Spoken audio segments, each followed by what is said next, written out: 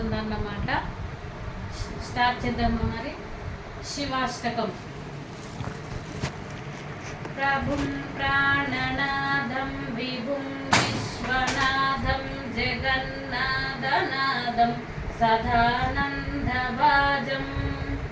భవద్భవ్యభూతేశ్వరం భూతనాదం శివం శంకరం శంభుమీశానమీడే. ప్రభుం ప్రాణనాదం విభుం విశ్వనాథం జగన్నాథనాదం సదానందభాజం భవద్భవ్యభూతేశ్వరం భూతనాదం శివం శంకరం శంభుమీశానమీడే. గలేరుండమాలం తనౌ సర్పజాలం మహాకాలకాలం గణేశాదిపాలం జటాజూటగంగోత్తరంగైర్విశేషం శివం శంకరం శంభుమీశానమీడే. గలేరుండమాలం తనౌ సర్పజాలం మహాకాలకాలం గణేశాదిపాలం జటాజూటగంగోత్తరంగైర్విశేషం శివం శంకరం శంభుమీశానమీడే. ముదామాకరం మండనం మండయంతం మహామండలం భస్మభూషాధరం అనాదిం యపారం మహామోహమారం శివం శంకరం శంభుమీశానమీడే.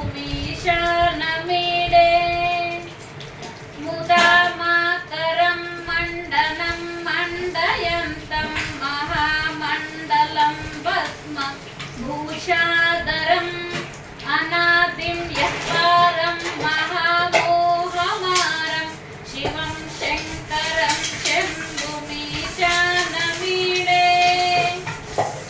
వఠాభో నివాసం మహా అట్టహాసం మహాపాపనాశం సదా సుప్రకాశం గిరీశం గణేశం సురేశం మహేశం శివం శంకరం శంభుమీశానమీడే. వటాధో నివాసం మహా అట్టహాసం మహాపాపనాశం సదా సుప్రకాశం గిరీశం గణేశం సురేశం మహేశం శివం శంకరం శంభుమీశానమీడే.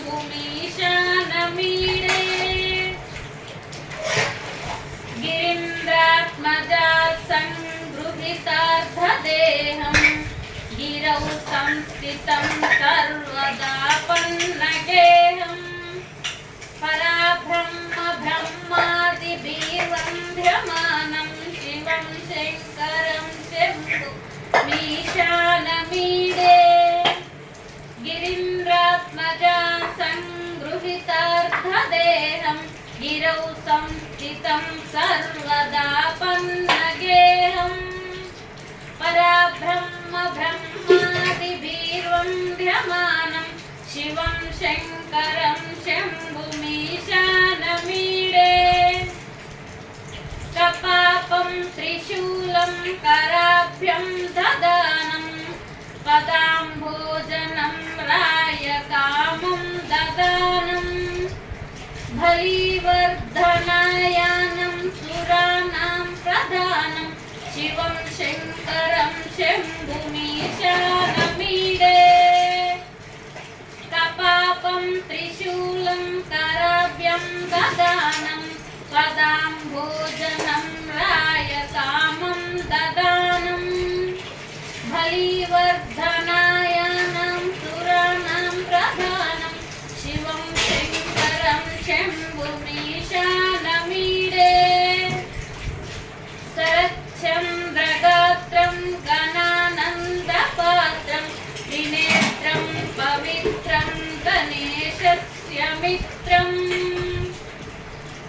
అపర్ణాకలత్రం సదా సచ్చరిత్రం శివం శంకరం శంభుమీశానమీడే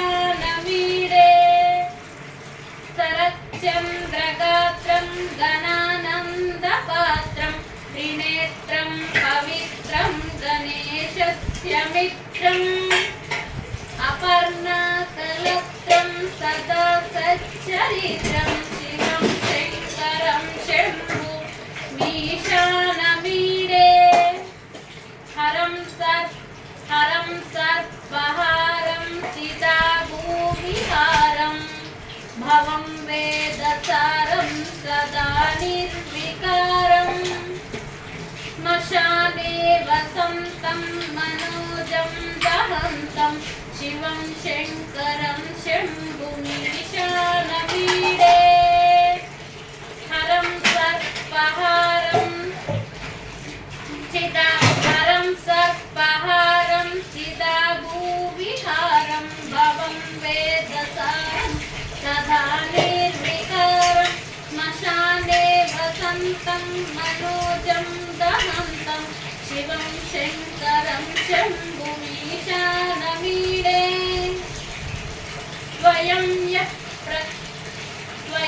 యః ప్రపాతే నరం మూల పానే పటే స్తోత్రరత్నం